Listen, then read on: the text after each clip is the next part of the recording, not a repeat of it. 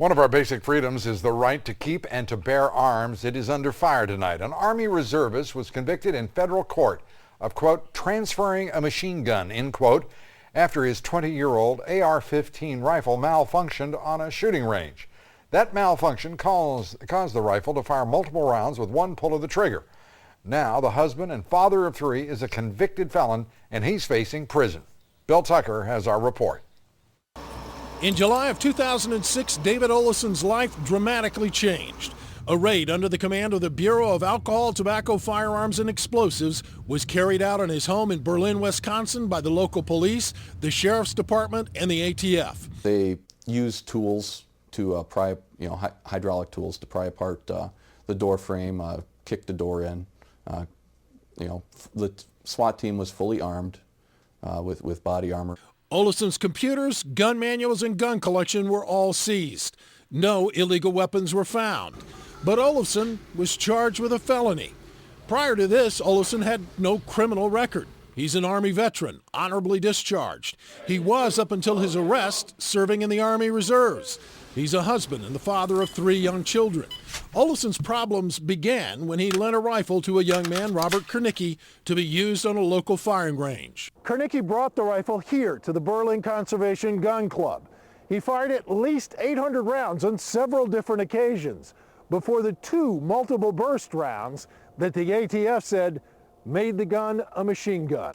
This past January 8th, Olison was convicted on the charge of transferring a machine gun in violation of federal law, and he now awaits sentencing. Federal law defines any gun which fires more than one bullet with one pull of the trigger as a machine gun. That conviction ended his military career and could land him in prison. Nationally, gun owners are alarmed because the gun in question is not, or has not been until now, considered a machine gun. It is an AR-15 semi-automatic rifle. Olison's was made by Olympic Arms SGW. While no one keeps exact statistics on the gun, the National Rifle Association says tens of thousands of AR-15s are legally owned in the U.S. Gun owners are now wondering if their gun misfires, will they go to jail? And are their Second Amendment rights in jeopardy?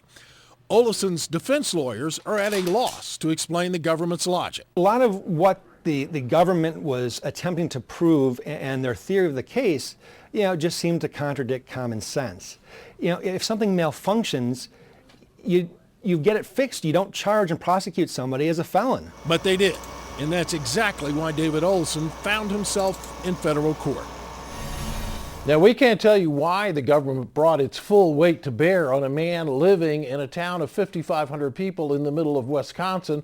We asked for an explanation, but the U.S. Attorney in Milwaukee declined to comment because Olison is awaiting sentencing. Tomorrow, Lou, we'll take a look at some of the inconsistencies in the government's case against Olison. This is a remarkable story, a disturbing story.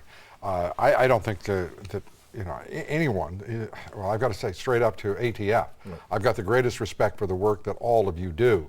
I am also a gun owner. Mm-hmm. I believe fervently, strongly, passionately in the Second Amendment, I think as most Americans do.